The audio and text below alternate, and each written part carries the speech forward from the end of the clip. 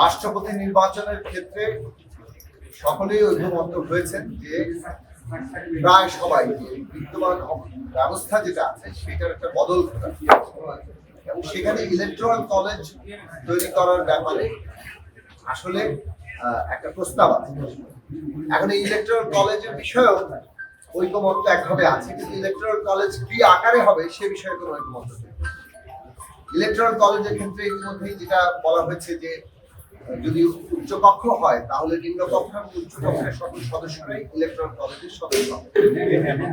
এরপরে যে জিনিসটা আছে যে উচ্চকক্ষ নিম্নকক্ষের সাথে জেলা পরিষদের একজন করে প্রতিনিধি সমগ্র জেলার সমন্বয় থেকে, আর সিটি কর্পোরেশনের 12 জন, এই মিলে 576। এর বাইরে আরেকটি আছে সকল পর্যায়ের জনপ্রতিনিধি হিসেবে 70,000। ইলেকট্রাল কলেজ বিষয়ে আমাদের অবস্থান ছিল যে আমরা মনে করি যে এটা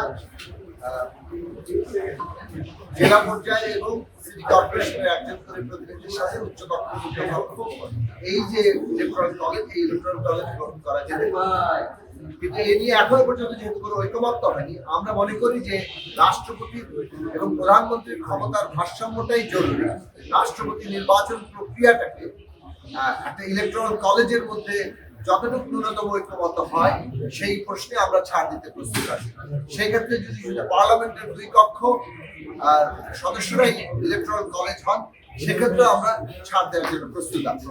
আমরা যে কথাটা গুরুত্বের সাথে যুক্ত করতে চাই, যেটা অনেকেই প্রস্তাব করেছেন, এখানে সাইফুল ভাই এসেছেন, প্রস্তাব উত্থাপিত হয়েছে, আমরাও এই প্রস্তাবের সাথে একমত যে গোপন ব্যালটে এই নির্বাচন হতে হবে।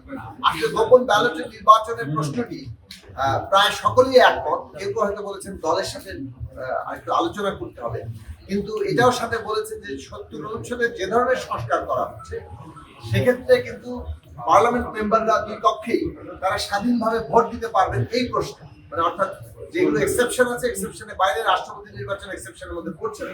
কাজে রাষ্ট্রপতি নির্বাচনে তারা স্বাধীনভাবে যেহেতু ভোট দিতে পারবেন, এটা তো আসলে গোপন ব্যালটেরই নামান্তর। সেই ক্ষেত্রে এটার সাথে একমত, কিন্তু তারপরে হয়তো দলের সাথে আলোচনা করবেন। এর মানে দাঁড়াচ্ছে যে গোপন মানে একদিকে পার্লামেন্টের উচ্চকক্ষ নিম্নকক্ষ, যদি সেটা উচ্চকক্ষ যদি হয়, এবং গোপন ব্যালটের নির্বাচন, এই 2 প্রশ্নের মোটা দাগে একটা ঐক্যমত্য তৈরি হয়েছে। এবং আমরা যদি সকলে মিলে এই জায়গায় আসে, ইলেকট্রাল কলেজ যদি আরেকটু বর্ধিত করা যায় তাতে আমাদের কোনো আপত্তি নেই।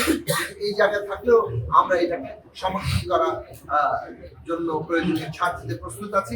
আমরা মনে করি যে রাষ্ট্রপতি এবং প্রধানমন্ত্রীর মধ্যে ক্ষমতার ভারসাম্য প্রশ্নটি অত্যন্ত গুরুত্বপূর্ণ। সেই প্রশ্নে আমরা আরো আলোচনা সামনে করব।